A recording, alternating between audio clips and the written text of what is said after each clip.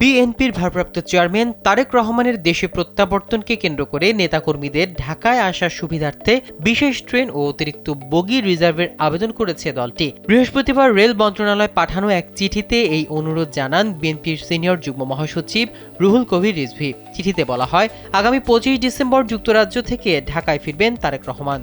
তাকে স্বাগত জানাতে সারা দেশ থেকে বিপুল সংখ্যক ছাত্র ও জনতার সমাগম হবে। এর কারণে 24 ডিসেম্বর রাতে বিভিন্ন রুটে রেলগাড়ি রিজার্ভ করতে চায় বিএনপি।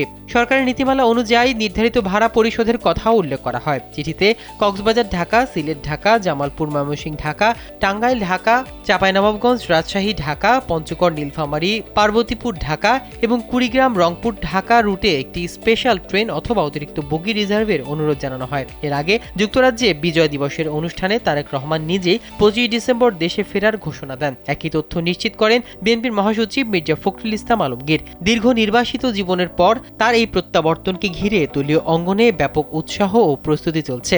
দলীয় সূত্র জানায়, আগমনকে ঘিরে রাজধানীতে নিরাপত্তা, শৃঙ্খলা ও শান্তিপূর্ণ সমাবেশ নিশ্চিত করতে সংশ্লিষ্ট ইউনিটগুলোকে নির্দেশনা দেওয়া হয়েছে। নেতাকর্মীদের জন্য আবাসন, যাতায়াত এবং সমন্বয় কার্যক্রমও জোরদার করা হচ্ছে।